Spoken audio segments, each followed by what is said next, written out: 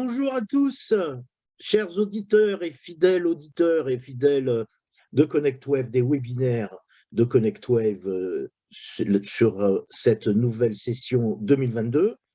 Donc, aujourd'hui, nous allons parler des questions liées aux vins spiritueux, articles de luxe, etc. Et comment endiguer le problème de contrefaçon et de marché gris grâce à la RFID, par exemple, et autres technos, le cas échéant.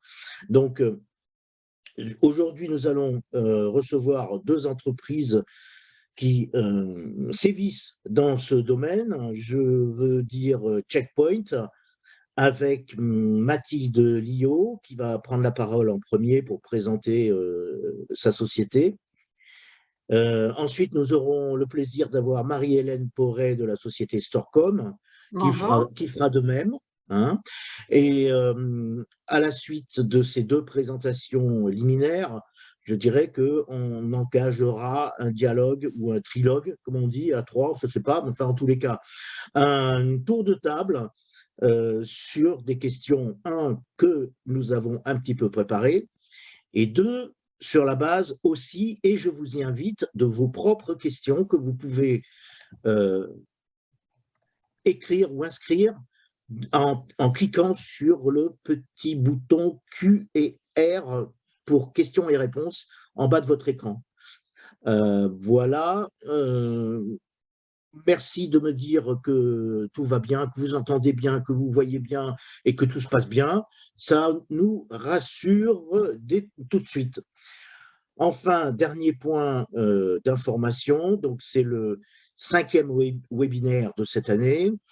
Tous les webinaires sont disponibles, accessibles gratuitement et autant que vous voulez sur la chaîne YouTube de ConnectWave. Et celui-ci de webinaire sera mis en ligne par Mélanie très rapidement, je pense. Voilà. Eh bien, écoutez, je vais tout de suite donner la parole à Mathilde Liot de la société Checkpoint. Et puis, très bon webinaire à tous.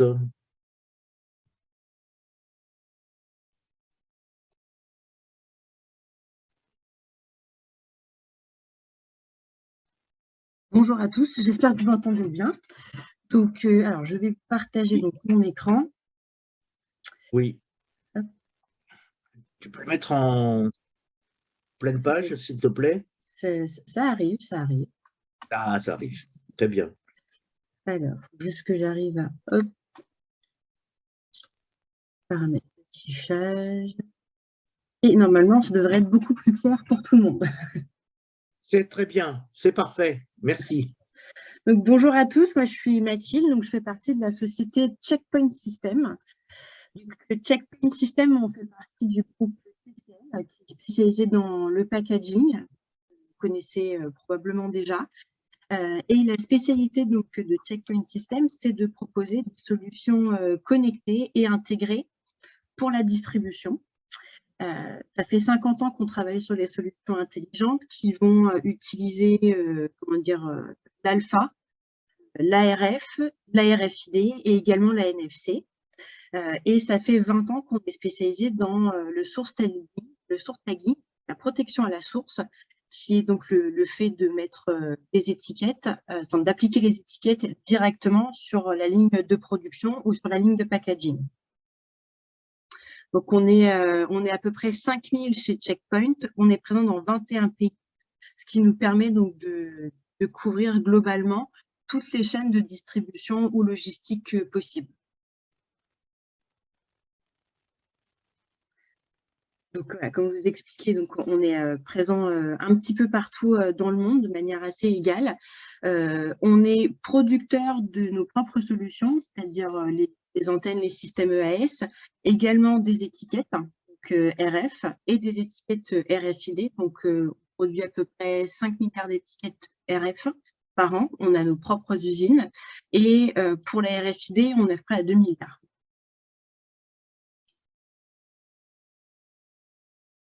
Donc, aujourd'hui, on a développé une solution de traçabilité RFID, donc des alcools, vins et spiritueux. Et on est parti en fait du constat qu'on entendait sur le terrain, donc à savoir qu'il y avait donc de l'alcool illégal qui se matérialisait sous différentes façons. Donc il y a la contrebande, la contrefaçon, la fraude fiscale, l'artisanat illicite et également les substituts. Donc et la RFID va nous permettre en fait de tracer de la production jusqu'à la distribution votre bouteille et de protéger du coup votre marque et votre distribution agréée. Donc, ce qui a été constaté, encore une fois, c'est le fait qu'une bouteille sur 4 se retrouve dans ce réseau illicite, ce qui est beaucoup. Ça a un impact sur l'image de marque et également sur la confiance que vous accordez vos consommateurs finaux. Donc, s'ils ne sont pas avec la bouteille ou la marque qu'ils ont souhaité avoir entre les mains et qu'ils se rendent compte que ça a pu être remplacé ou qu'ils l'ont acheté trop cher ou ce genre de choses, quelque chose qui ne va pas correspondre à votre image de marque, voilà, on retrouve tout ça dans ce réseau. Donc, comment est-ce que la RFID aujourd'hui, elle peut aider? Donc, grâce à cette traçabilité, vous allez pouvoir suivre vos produits, donc, qui ont été donc du coup tagués directement sur ligne de production jusqu'au magasin. Vous allez donc pouvoir contrôler donc le marché gris, donc qui est ce marché parallèle en fait de vos marques, et également vous allez pouvoir protéger votre marque et du coup vraiment engendrer un engagement fort de la part de vos consommateurs qui vont du coup avoir confiance en votre marque, en votre produit dès qu'ils ont l'objet entre les mains. Donc rapidement, même si je pense que tout le monde a une bonne idée de comment ça fonctionne, donc le fonctionnement de la RFID, donc ça se compose de 2 éléments principaux, un tag, une étiquette et des lecteurs RFID. Donc, un lecteur RFID, il va venir avec des antennes émettre une énergie électromagnétique et cette énergie va réveiller l'étiquette RFID. L'étiquette RFID, donc qui est une étiquette intelligente dans laquelle on peut mettre des informations, elle va se réveiller suite à l'énergie électromagnétique qu'elle reçoit de l'antenne. Et en étant réveillée, elle va envoyer ces données, donc les données qui sont inscrites, qui sont encodées dans cette étiquette. Donc, ça peut être tout simplement le TID, donc le numéro de série uni à cette étiquette, ou d'autres informations, comme le nom de la marque, le site de production, le réseau, etc. Donc, on va envoyer ces données-là donc, à l'antenne qui vient d'émettre cette énergie. L'antenne récupère donc ces informations et va venir en fait ensuite faire le lien avec les données et le logiciel que vous avez qui est dans le cloud ou local. Voilà.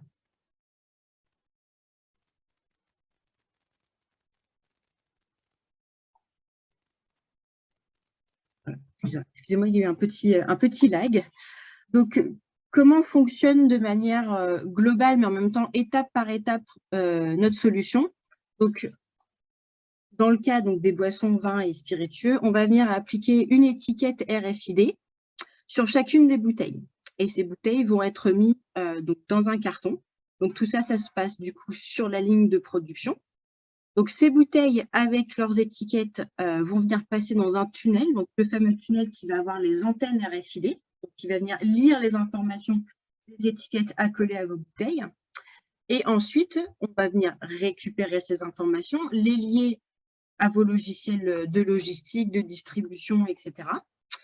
Et ensuite, on va pouvoir tracer donc, vos boîtes et vos bouteilles dans tout le réseau de distribution que vous avez choisi et qui correspond à votre image de marque. Et pour vérifier tout ça, ce sont vos équipes terrain équipées de lecteurs RFID qui vont venir vérifier et contrôler du coup le bon produit au bon endroit.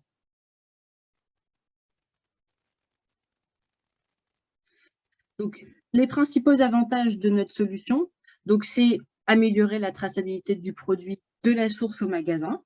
Donc, améliorer la lutte contre la fraude, parce que du coup, vous savez à quel moment le produit quitte le réseau de distribution que vous avez choisi et qui se retrouve donc dans des marchés parallèles.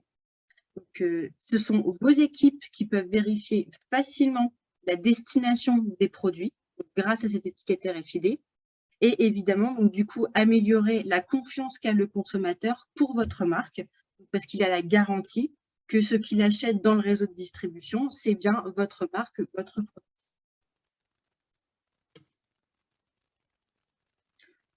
Donc, la solution se compose, comme je disais, de deux éléments principaux. On a donc dans notre cas, pour héberger les antennes de lecture RFID, donc un tunnel qui vient se poser sur un convoyeur, donc qui soit manuel ou automatisé. Une étiquette RFID simple et on peut pousser plus loin même l'expérience client en ayant des étiquettes RFID permettant donc de protéger également le produit contre le vol. Et on peut aller sur des étiquettes bitechnologie avec également de la NFC, ce qui permettrait aussi de faire un lien direct et une expérience consommateur en live avec votre produit. Je vais me permettre de mettre une petite vidéo pour que vous voyez au niveau industrie ce que peut rendre donc, du coup cette solution.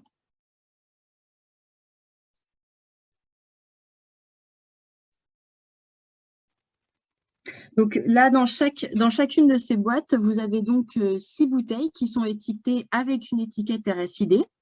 Donc dans ce cas-là, l'étiquette RFID est encodée évidemment avec son TID donc, et également avec des informations liées à un QR code.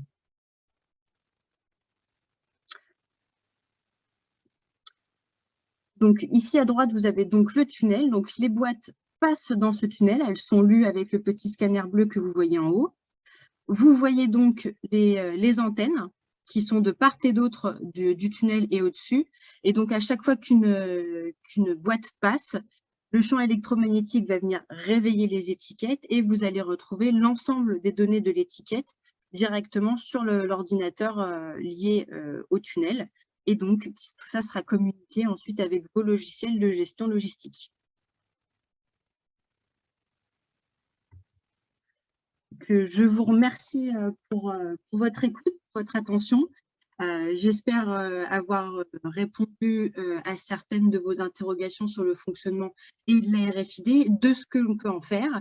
Et c'est avec plaisir que je laisse donc la parole à Marie-Hélène de la société Storecom. Merci Mathilde. Alors effectivement, je vais partager mon écran pour continuer. Si Mathilde peut me libérer l'écran. J'essaye de...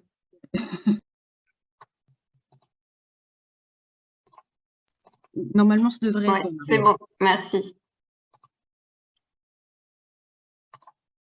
Donc oui, merci Mathilde d'avoir déjà fait un état des lieux un peu de la problématique qu'on traite aujourd'hui. Donc effectivement, la problématique de lutte contre les marchés parallèles, puisque c'est le sujet qui nous occupe aujourd'hui. Et je vais compléter effectivement ce qu'a évoqué Mathilde, justement en présentant ce que nous, on a pu aussi mettre en œuvre dans ce cadre-là et différents cas d'application justement sur le sujet vin spiritueux et articles de luxe. Donc, juste pour représenter Storecom, même si on commence à être un peu connu et reconnu sur le secteur RFID IoT, donc nous, on existe depuis 18 ans, on a la majorité cette année, et effectivement spécialisé depuis l'origine sur les technologies IoT, radiofréquences, technologies sans contact, pour le domaine bien sûr de l'industrie, mais en particulier aussi pour le domaine vin et spiritueux. Donc c'est surtout cette partie-là que je vais vous présenter aujourd'hui. On est bien sûr présent sur toute la France et également à l'international et on travaille notamment en Suisse, qui est un pays assez concerné, on le sait, par le luxe. Donc, par rapport à notre approche métier, donc on est un positionnement d'intégrateur, donc on propose vraiment une solution globale. On accompagne nos clients de bout en bout sur la mise en œuvre des solutions. Donc ça veut dire à la fois les conseiller déjà sur la définition de la solution technique en fonction de leurs problématiques, amener les éléments matériels, donc on va voir tout à l'heure effectivement toute la partie étiquette, tag et bien sûr la partie système de lecture et notamment des systèmes de lecture complètement automatisés. Et on a également toute une suite de solutions logicielles qui va permettre de traiter tous les processus à la fois en mobilité et également, bien sûr, toute la restitution des données, toute la partie analyse qui est la partie, je dirais, essentielle pour pouvoir piloter justement son activité et avoir une visibilité pour les marques sur leur marché et sur l'ensemble des flux. Donc, je vais vous présenter en particulier aujourd'hui nos solutions pour le secteur du vin et spiritueux et du luxe, puisqu'effectivement, nous, ça fait plus d'une dizaine d'années qu'on accompagne des maisons de cognac, des maisons de vin sur ces problématiques-là. Et ce qui nous a permis, en fait, de concevoir vraiment une offre de solutions dédiée à ce secteur-là, avec finalement l'ensemble des étapes de bout en bout du process de l'élaboration du produit jusqu'à la partie expérience consommateur. Donc, ce qui fait que les grandes marques nous confient leurs projets aujourd'hui, c'est sans doute finalement tout ce qui caractérise un peu les solutions qu'on met en place, et notamment à la fois l'expertise métier, c'est-à-dire le fait qu'on est capable vraiment de les conseiller par rapport à la technologie, puisque souvent on se retrouve face finalement à des services marketing qui sont habitués à faire du design, du packaging et à aborder toute la partie expérience client, mais qui ne maîtrisent pas forcément tous les aspects technologiques. Donc, nous, notre métier, c'est justement de les accompagner pour les aider à mettre en place ces solutions en maîtrisant les contraintes techniques, puisqu'il y a toujours des contraintes techniques, on le sait, avec les technologies RFID, pour pouvoir les accompagner en leur disant voilà ce qu'on peut faire avec la technologie, jusqu'où on peut aller, et en fonction justement de leurs objectifs, leurs objectifs soit de marketing, traçabilité et typiquement lutte contre les marchés parallèles, d'amener la solution qui va correspondre à leurs objectifs. Ce qui nous caractérise aussi, bien sûr, c'est le design et l'ergonomie de nos applications. Ça, c'est quelque chose aussi pour lesquels on est très apprécié de la part de nos clients. Et c'est aussi un aspect qui, dans le domaine du luxe, fait qu'on est souvent retenu aussi par rapport à cette logique-là. Et également le fait que nos solutions sont très personnalisables et modulables. Donc, on va voir qu'on a vraiment toutes les briques pour répondre justement aux problématiques du secteur du luxe. Et le fait qu'on personnalise vraiment par rapport au process métier, puisqu'effectivement, plusieurs marques n'ont pas forcément la même façon de travailler, le même process industriel, que ce soit en production, en logistique, et qu'on va être capable vraiment de s'adapter à la fois à leur process métier et surtout, notamment quand on fait de l'intégration sur ligne d'embouteillage, sur ligne de production, de s'adapter à leurs contraintes techniques et d'amener la solution qui va permettre une fiabilité optimale des applications. Donc, je dirais que notre façon de travailler et le fait que nous, on ait vraiment une logique de rigueur et d'exigence par rapport au métier qu'on fait aussi que les marques nous font confiance et nous confient des projets qui sont pour eux des projets vraiment stratégiques. Donc, je vais présenter justement, je dirais concrètement, comment on peut accompagner les marques de bout en bout depuis l'élaboration du produit jusqu'à la partie expérience consommateur. Donc, ça va compléter ce qu'évoquait Mathilde tout à l'heure par rapport aux différentes étapes du flux et du projet.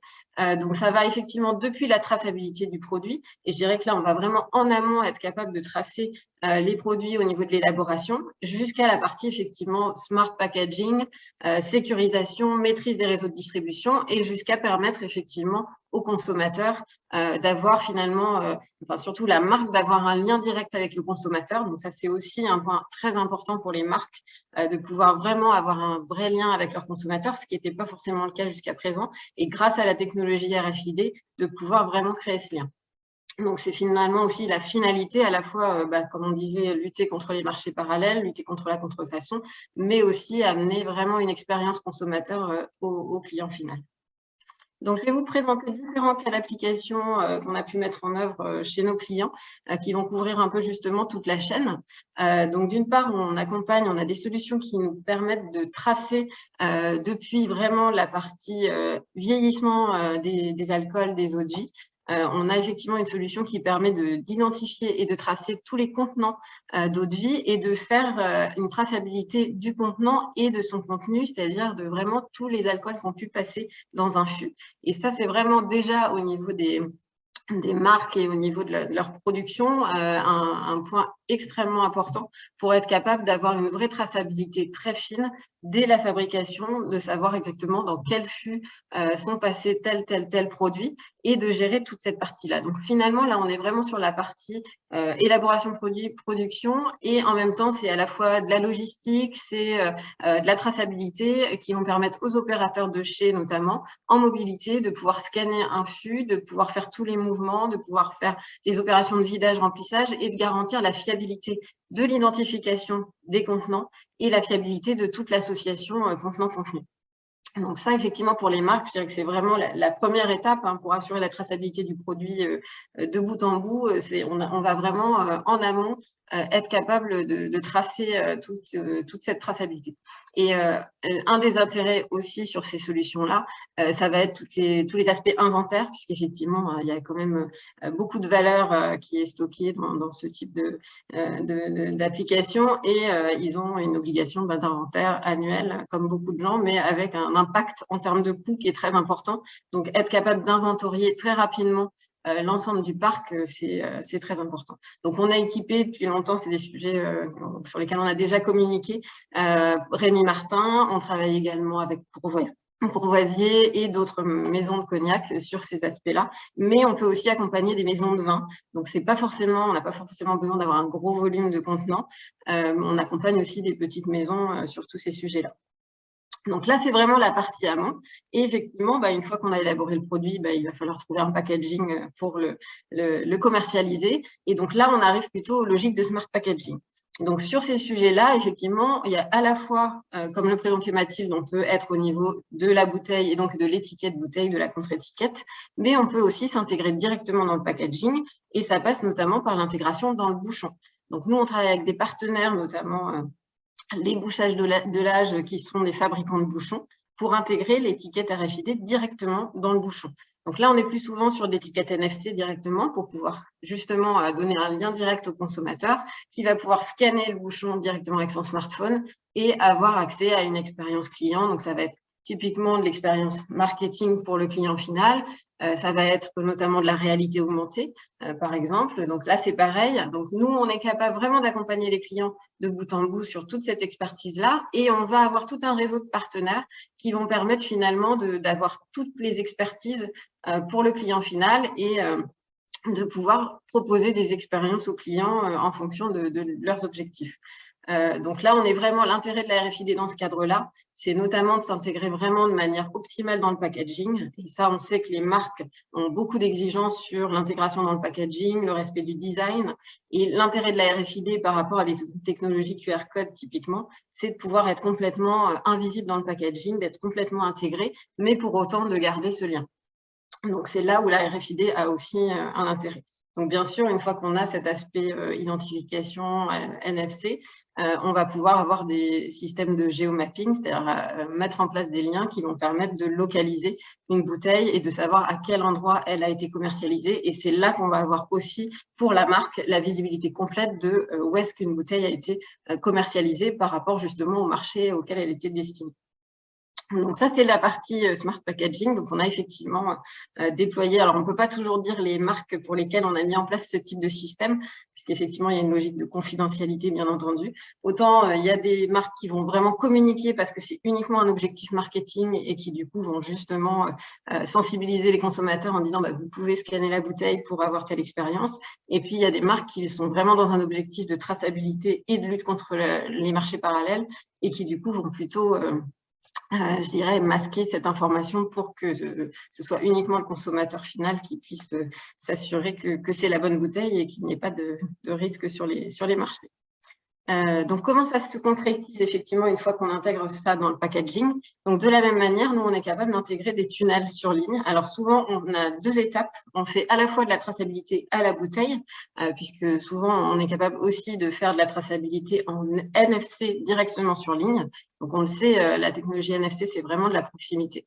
Mais on est capable justement d'intégrer des tunnels qui permettent de scanner directement les tags NFC à la bouteille. Donc là, on va avoir cette association qui va permettre à chaque bouteille d'avoir des informations qui lui soient propres. On est vraiment sur de la traçabilité unitaire et aussi, bien sûr, en fin de ligne, être capable de faire cette association caisse-bouteille. Donc, l'intérêt surtout pour les marques, c'est que finalement, une fois que c'est mis en caisse, que c'est conditionné, de savoir exactement, une fois que ça part sur les marchés, dans chaque caisse, quelles sont les bouteilles qui sont intégrées. Donc là, oui, on met en place également des tunnels donc, qui vont s'adapter justement en fonction de la cadence de lecture, en fonction des types de lignes d'embouteillage, en fonction du process, pour mettre en place ces tunnels sur les lignes et faire cette association en fin de ligne caisse-bouteille. Donc ça, c'est vraiment un point très important pour les marques d'avoir cette visibilité ensuite au niveau de la traçabilité de chaque caisse, quel est son contenu. Et bien sûr, en plus, après, on peut gérer du reconditionnement puisqu'il y a souvent des reconditionnements qui sont gérés derrière.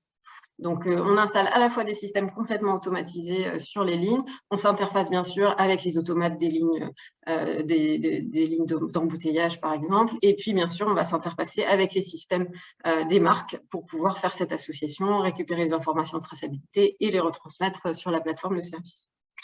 Donc là, typiquement, sur ce type d'installation, on peut récupérer simplement au niveau de l'identification de la caisse le code barre existant. Mais on peut aller encore plus loin, c'est l'étape encore d'après, et bien sûr, aller intégrer directement un tag RFID au niveau de chaque caisse. Donc ça, je dirais que c'est des applications plus classiques en logistique, d'identifier le conditionnement et pas uniquement le contenu. Et on a des partenaires, et notamment la société Moco Cartex, qui est un fabricant de cartons, qui est capable de fournir des cartons directement connectés. Et là, on est vraiment sur la traçabilité de bout en bout, c'est-à-dire qu'on identifie chaque bouteille en RFID et on est capable également d'identifier les caisses en RFID et après d'avoir toute la partie automatisation grâce à la partie RFID sur la traçabilité de la supply chain. Voilà un petit peu, on retrouve un peu les différentes étapes qu'avait montré Mathilde tout à l'heure. Et je vais ouvrir encore un petit peu les objectifs sur une autre application qui est également dans le domaine des spiritueux qu'on a mis en place pour la société Quantum. C'est une machine à cocktail connectée. Donc là, en fait, on a identifié effectivement donc ce qu'on appelle des pods, en fait. Donc, ce sont des capsules qui contiennent de l'alcool ou des jus de fruits qui sont intégrés dans cette machine. Donc, chaque capsule est identifiée avec un tag NFC.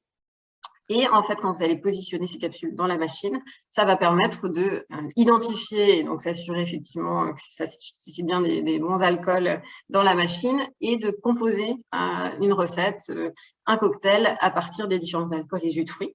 Et effectivement, ça va permettre d'avoir une expérience consommateur optimale puisque c'est des machines qui sont dédiées notamment aux grands restaurants ou aux hôtels pour permettre aux clients de directement se créer son cocktail.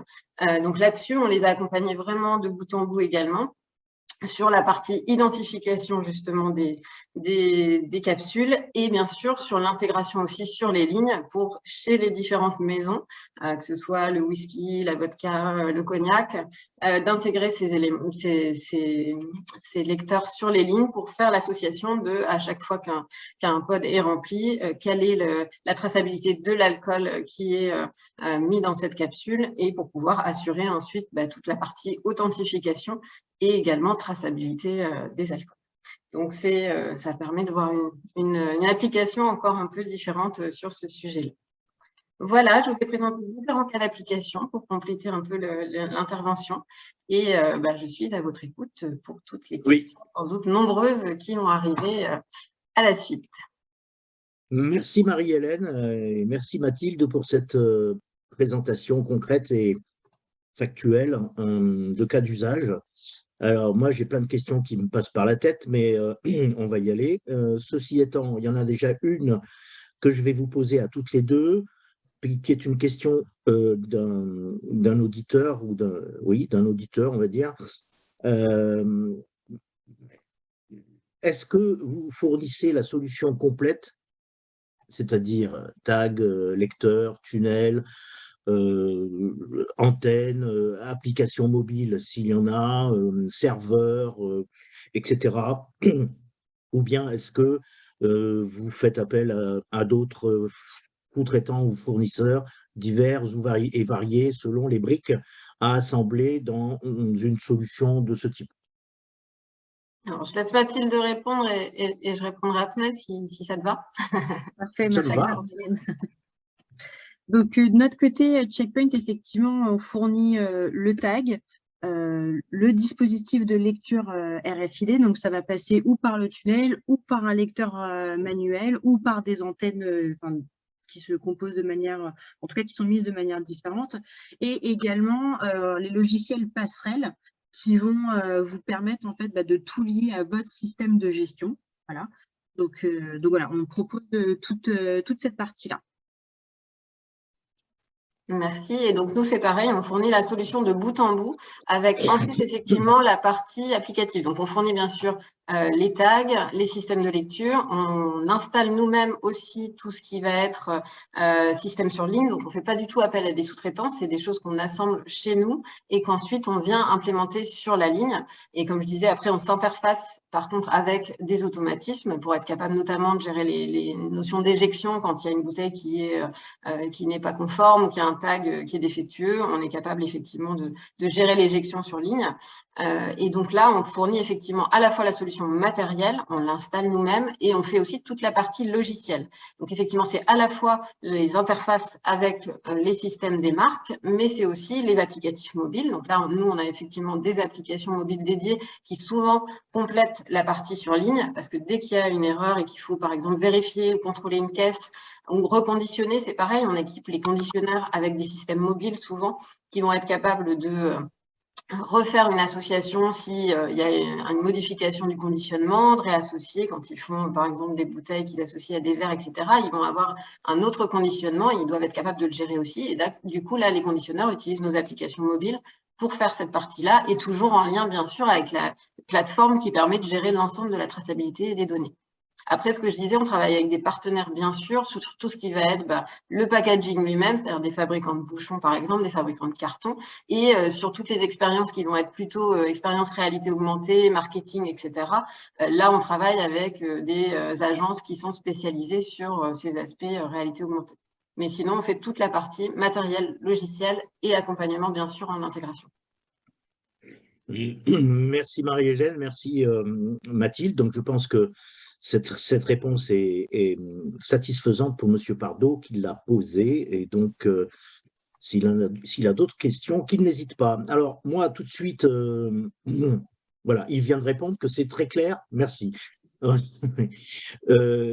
moi, j'ai tout de suite une question. Bon, je connais la réponse, vous en doutez, mais je pense qu'il serait pertinent de différencier, je dirais, les technologies RFID qui sont utilisées pour les différents cas d'usage et ou fonctionnalités, à savoir la technologie RFID dite UHF, par exemple, hein, que nous a présenté Checkpoint avec un tag qui est une technologie qui permet de lire des informations à une distance confortable, et puis la technologie NFC, qui, elle, est plus proche, je dirais, des technologies dites carte à puce ou en champ proche, mais qui a l'avantage majeur de pouvoir être utilisée par des terminaux mobiles du marché,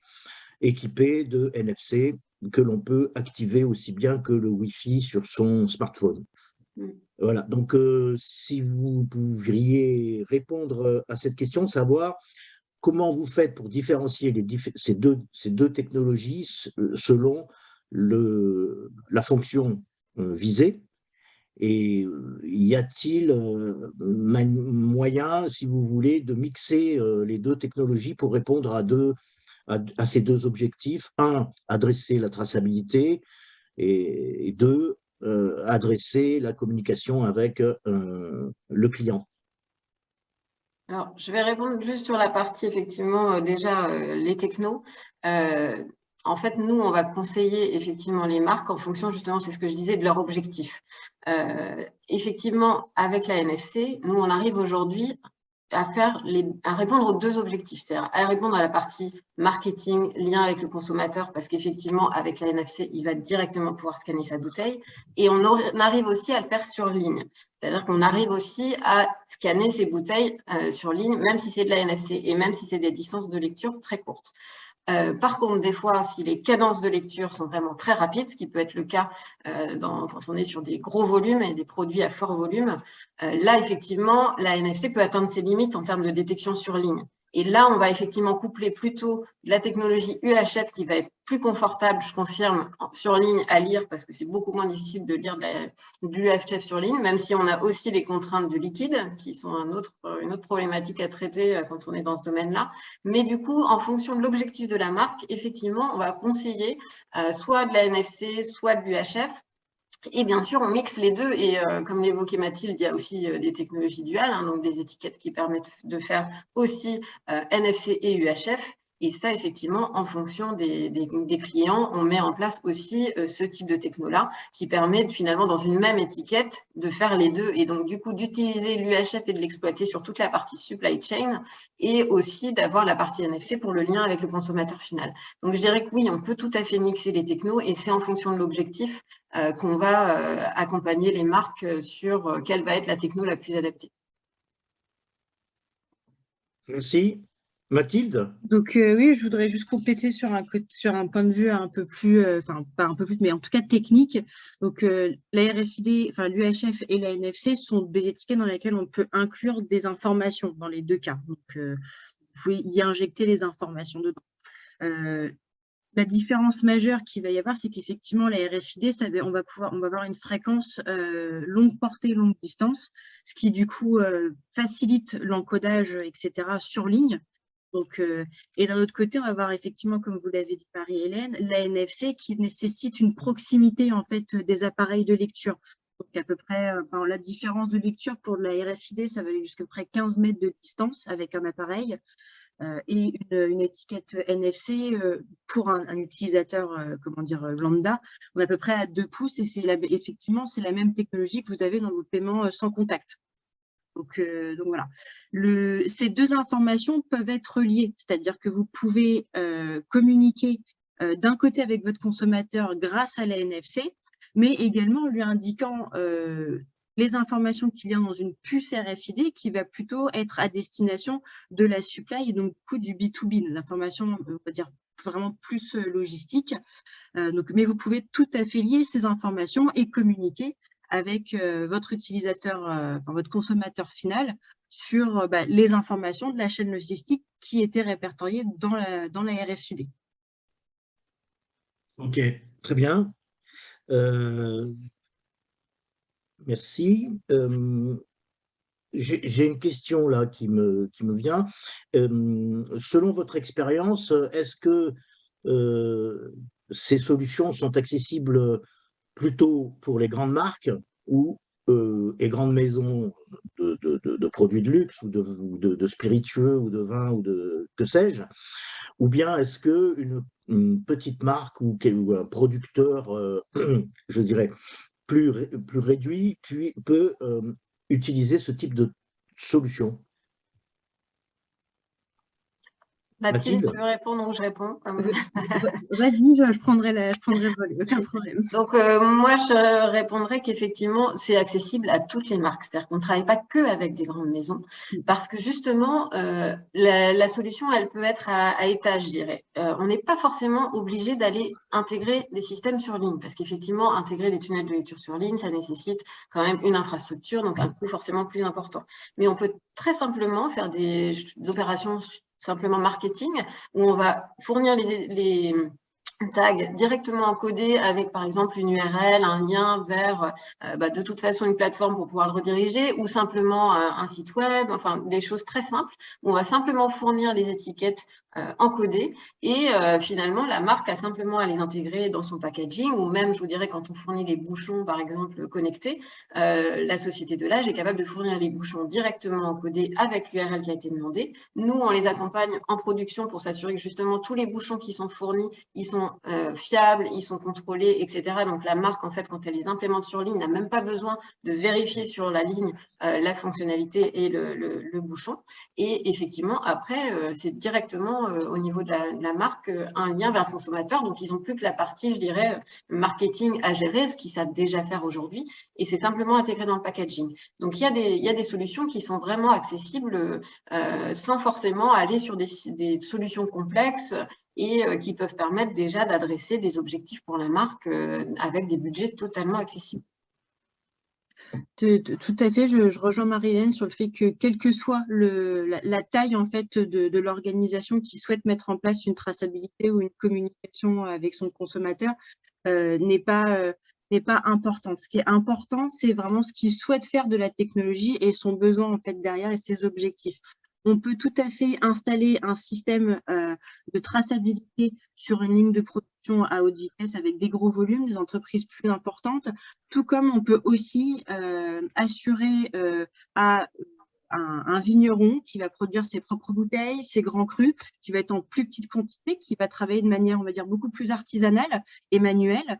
Il peut également intégrer toutes ces technologies sur ses produits tout en gardant sa manière de travailler.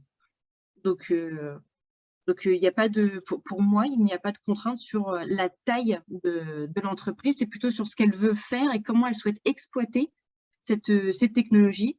Donc, et c'est en ayant la bonne exploitation et la bonne technologie que l'interlocuteur qui utilise du coup, tout le système de traçabilité de communication verra vraiment l'effort qui est poussé pour l'amélioration de tout son système et de sa marque. Ok, merci sur cette question. Alors, moi, je voudrais un petit peu changer de chapitre là parce qu'on a beaucoup parlé de supply chain, de traçabilité, voire de marketing et de communication avec ses clients. Qu'en est-il de la lutte contre la contrefaçon? Et c'est-à-dire, comment faites-vous pour empêcher que quelqu'un puisse contrefaire des bouteilles et éventuellement dupliquer des puces ou des tags qui pourraient être apposés sur les bouteilles d'origine? Alors, si vous voulez, Marie-Hélène, enfin, je vais prendre la main. Donc, une étiquette RFID et une étiquette NFT, comme on l'a expliqué avec Marie-Hélène, elles sont composées, elles sont déjà encodées avec un numéro de série. Et ce numéro de série, justement, pour faire en sorte que le tag soit unique, il est protégé. Il peut être surprotégé encore avec d'autres méthodes d'encodage, mais déjà de base, il est protégé. Également, à partir du moment où vous arrachez une étiquette, elle n'est plus active. Donc, à partir du moment où elle est décollée de son produit, vous venez de détruire l'étiquette. Donc, s'il n'y a pas d'étiquette sur la bouteille active, en fonction évidemment de la stratégie de la marque, en amont, eh bien, vous pouvez savoir si effectivement la bouteille elle fait bien partie du panel de la gamme de produits de la marque, parce que s'il n'y a pas d'étiquette, c'est que du coup, elle n'est pas authentifiée, elle n'est pas certifiée. Donc, comment est-ce que ces choses elles sont détectées? Donc, encore une fois, on a deux stratégies différentes. Avec la RFID, ça va être vos équipes terrain qui vont aller vérifier les réseaux, donc qui vont vérifier tous les commandes, le stock, la logistique, que les quantités qui sont envoyées sont bien les mêmes reçues. Donc, et si dans le magasin, effectivement, quand vous scannez la RFID, c'est bien vos produits qui sont derrière. Vous pouvez également impliquer le consommateur avec la NFC. C'est-à-dire que si votre consommateur il se retrouve à lire une étiquette NFC, qu'elle a déjà été lue ou même ouverte, dans le cas effectivement de ce que Marianne avec l'anti-temper du bouchon. Donc là, vous avez un système d'alerte en fait qui est déjà émis à l'intention de votre consommateur et derrière le consommateur avec la géolocalisation en fait de la NFC, vous allez savoir où se trouve la bouteille, où elle a été scannée et en plus de ça, le consommateur peut vous apporter des informations sur l'état du produit qu'il a reçu et ce qu'il a dedans. Et donc là, par contre, c'est à son initiative. Donc vous pouvez ou rester de manière très discrète parce que effectivement, ça fait partie de la stratégie. Donc, on utilise les RFID, ça reste dans le réseau de distribution B2B. On ne communique pas sur ces choses-là. Et de l'autre côté, vous avez l'autre stratégie donc avec la NFC où vous impliquez votre consommateur en fait dans la garantie de votre marque. Vous lui donnez un rôle aussi. Alors oui, moi pour compléter, effectivement, je rejoins tout à fait les propos de Mathilde. Il y a plein de stratégies qui peuvent être mises en place et en fait, ça va dépendre aussi de l'objectif de la marque. Donc, il y a des cas où on ne va pas avoir besoin de beaucoup sécuriser et puis il y a des cas où on va vraiment aller sur des niveaux de sécurisation élevés. Ça passe à la fois par la partie, je dirais, hardware au sens étiquette. Hein, donc, comme disait Mathilde, il y a effectivement des systèmes aussi void au niveau de l'étiquette pour pouvoir voir que l'étiquette a été arrachée. Donc, ça, c'est vraiment sur la partie packaging. Il peut y avoir aussi du couplage avec des technologies qui vont être du QR code sécurisé ou des systèmes vraiment de marquage au niveau de l'étiquette qui vont permettre d'avoir de la reconnaissance. Enfin, il y a plein de techniques aussi au niveau de l'étiquette elle-même, indépendamment de la RFID, qui permettent de compléter ces technologies de sécurisation et de lutte contre la contrefaçon. Et bien sûr, au niveau de l'encodage, il peut y avoir plusieurs niveaux de cryptage de l'information. Et souvent, justement, on vient doubler la partie ID de l'étiquette avec d'autres numéros qui sont sérialisés pour justement qu'on ne puisse pas copier directement une puce avec son UID et la mettre dans une autre étiquette et qu'on puisse la copier. Donc, on travaille là au niveau du lien avec la plateforme, des sérialisations qui ne sont connues que de la plateforme et qui permettent justement de faire le lien avec l'identification de la bouteille, mais que pour autant, ce soit des choses qui soient complètement sécurisées.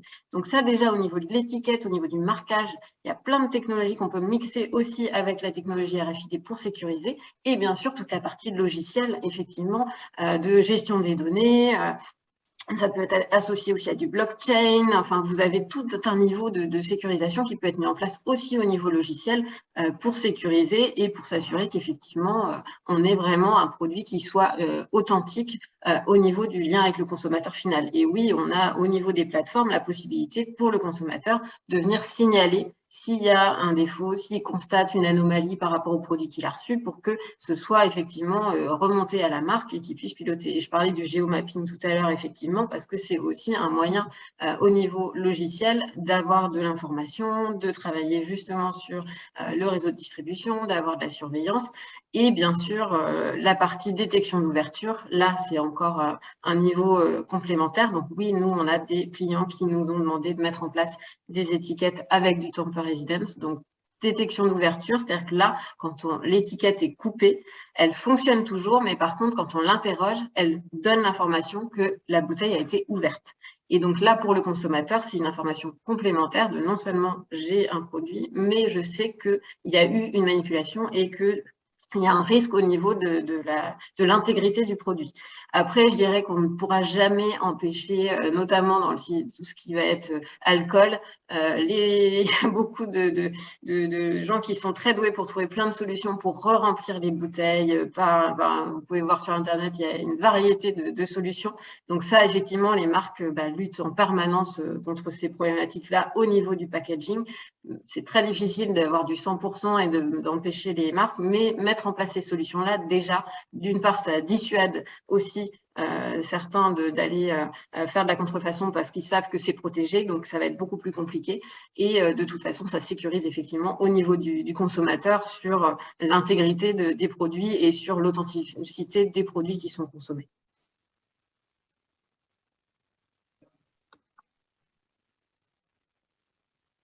Philippe, tu as d'autres questions? Voilà, j'ai le micro. OK, merci. Merci Marie-Hélène.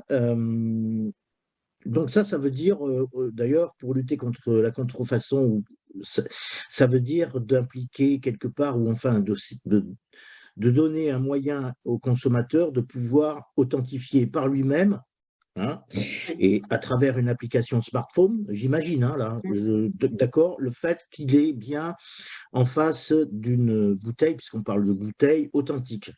Alors, ce n'est pas forcément une application. Ce qui est important, c'est que justement, quand on est en NFC, on va utiliser la partie NDEF, tu dois connaître ça, Philippe, où finalement, quand on vient scanner le tag, on n'a justement pas besoin d'avoir une application, mais on va directement interroger le lien qui va nous amener sur une page web ou sur n'importe quelle plateforme. Donc, il n'y a pas besoin d'installer une application pour pouvoir avoir accès à l'information, justement. Oui, je comprends, bien sûr. Parce que justement, les téléphones portables aujourd'hui, la plupart, il y en a encore qui ne l'ont pas, mais sont équipés en fait de l'application pour pouvoir lire la NFC. Oui. Donc avant, on passait par effectivement lecture, demande d'ouverture d'une application et redirection vers une URL. Aujourd'hui, la plupart des téléphones, il me semble, depuis 2015 ou 2016, sont tous équipés d'un lecteur NFC qui justement enlève cette étape Donc, et qui pouvait paraître à l'époque aussi un peu intrusive pour ceux qui scannaient. D'accord. Ok, j'ai une question pour vous, puisque ça fait là, un peu la synthèse entre les deux, là, de la part de Christophe Turmel. Dans les vins et spiritueux, selon votre expérience à date, quelle est l'application majoritairement mise en place? Est-ce que c'est la logistique ou c'est les applications clients, l'interface client? Alors, je dirais qu'on voit quand même depuis quelques années, parce que nous, ça fait pas mal de temps hein, qu'on est dans ces métiers-là. À l'origine, effectivement, la NFC n'était pas forcément déployée. Enfin, toute la partie bouteilles connectées, etc., ce n'était pas forcément un sujet, je dirais, tendance au niveau des marques. Par contre, ça faisait très longtemps qu'ils avaient mis en place des systèmes sur la partie logistique, supply chain, ne serait-ce qu'en code barre, hein, sur la surveillance de la partie logistique. Mais là, on voit vraiment depuis quelques années une vraie préoccupation et un vrai engagement, je dirais, des marques sur cette partie NFC. Donc maintenant, la plupart des marques ont des projets en cours sur l'intégration de traçabilité au niveau du produit et du coup, le lien avec le consommateur. Donc, on voit vraiment que la tendance sur ce marché-là va vers vraiment équiper toutes les marques. Moi, j'ai des marques avec lesquelles on travaille sur une gamme de produits. Ils souhaitent équiper toute leur gamme de produits avec un système NFC au niveau de la bouteille pour aller vraiment au niveau de l'engagement client, de l'expérience consommateur. Et moi, de mon point de vue, effectivement, c'est vraiment la tendance. Avant, c'était plutôt la logistique de toute façon parce que c'était indispensable. Et maintenant, c'est plutôt vraiment aller jusqu'au consommateur, jusqu'au produit parce que la technologie permet de le faire, ce qui n'était pas forcément le cas auparavant. On a vraiment aujourd'hui tout le panel de solutions possibles, même si effectivement, quand on a des cadences de production très élevées, ça peut devenir un peu plus complexe. Mais il y a quand même des solutions. On peut travailler aussi bien en UHF qu'en NFC, etc. C'est ce qu'on disait tout à l'heure. Donc, il y a aujourd'hui des solutions qui permettent vraiment d'aller jusqu'à la bouteille et c'est là que pour les marques, ça a un intérêt d'être vraiment au niveau du produit et d'être vraiment sur une traçabilité unitaire, optimisée et d'avoir un lien direct avec le consommateur. Donc, effectivement, maintenant, avec les technologies que l'on a à notre disposition, on peut faire beaucoup de choses et s'adapter à toutes les stratégies en fait, de toutes les marques, de toutes les entreprises, quelle que soit leur taille. Effectivement, la base de la base, c'est la logistique, c'est la RFID. En tout cas, pour nous, Checkpoint de notre côté. Et c'est au fur et à mesure donc, du temps, du développement de technologies, de la familiarisation aussi du public avec cette technologie-là qu'on vient coupler et intégrer, en fonction, encore une fois, de la stratégie de la marque en question, une gamme de produits bien spécifiques ou l'ensemble des gammes. Donc, mais effectivement, on peut équiper toutes les gammes, toutes les collections d'alcool d'une marque avec de la RFID et ensuite uniquement cibler les plus hautes gammes avec une vraie communication derrière par la NFC, etc., l'intégration d'un club ou ce genre de choses. Donc, voilà, encore une fois, c'est en fonction de ce que l'on souhaite faire et du résultat dont on a besoin. Donc voilà, mais tout est possible en fait. Ok, bon, bah, c'est très ouvert, ça a beaucoup évolué là, depuis 5-6 ans, manifestement. Donc, bon, quelque part, une dernière question avant de nous séparer pour aller déjeuner. Est-ce que ces solutions, puisqu'on a beaucoup parlé des vins spiritueux et autres produits de ce type, est-ce que ça peut s'appliquer à tous les produits de luxe, y compris la maroquinerie, y compris l'habillement, etc. Et est-ce que vous êtes aussi présent sur ce segment de marché? Alors, de notre côté, Checkpoint, au niveau RFID et traçabilité, tout ça a commencé effectivement avec le monde du textile. Donc, massivement, comment dire, on a eu beaucoup de projets avec des grandes marques de textile, qu'elles soient des marques, on va dire, grand public général, aux marques de luxe, ce qui fait que évidemment la maroquinerie peut très bien se faire tracer, authentifier grâce à la RFID. Donc, on est présent, nous, Checkpoint, on est présent vraiment sur tout type de produits, dans tous les réseaux de distribution possibles. Alors oui, pour compléter, moi je dirais, alors nous, autant on n'est pas du tout sur la partie retail, c'est-à-dire qu'on ne fait pas d'antivol comme fait Checkpoint et on ne fait pas de solution pour ce marché-là. Mais par contre, je dirais que sur effectivement des produits maroquinerie textile, ça fait très longtemps que ça existe, mais aussi parce que c'était plus facile à adresser que des produits qui sont liquides. Après, nous, on travaille aussi sur d'autres sujets qui sont plutôt du domaine de l'horlogerie, par exemple, ou de la bijouterie, ou des choses comme ça, où là, on a des contraintes aussi assez fortes, mais qui sont effectivement sur les mêmes logiques. Alors, ça ne va pas s'implémenter de la même manière en termes de production, parce qu'effectivement, on n'est pas sur des lignes comme on peut l'être dans la partie vin et spiritueux, mais oui, bien sûr, on va pouvoir adresser les mêmes problématiques et la partie maîtrise de la supply chain, traçabilité, identification, authentification. On va mettre en œuvre les mêmes moyens, je dirais, en termes d'identification et en termes de solutions logicielles. C'est juste au niveau de l'intégration en production que ça va être différent, puisqu'effectivement, ce n'est pas les mêmes process. Mais je dirais qu'on travaille dans l'industrie, effectivement, nous, dans plein d'autres secteurs d'activité, et on sait aussi adresser ces problématiques-là sur des process de production qui vont être totalement différents. Bien, merci Marie-Hélène, merci Mathilde. Écoutez, je pense qu'on a fait un bon tour d'horizon là, qui peut éclairer, j'espère, qui éclaire nos auditeurs, qui au passage pourront visionner ce webinaire sur notre chaîne YouTube, comme je l'ai dit en introduction, donc n'hésitez pas. N'hésitez pas aussi à revenir auprès de Mélanie ou auprès de Marie-Hélène ou bien de Mathilde pour leur demander de vous transmettre leur présentation, pardon. En tous les cas, moi j'ai trouvé ça tout à fait intéressant et je m'aperçois que les choses ont pas mal évolué depuis quelques années. Donc ça, c'est un bon signe de maturité de la mise en œuvre de la technologie RFID dans ces domaines.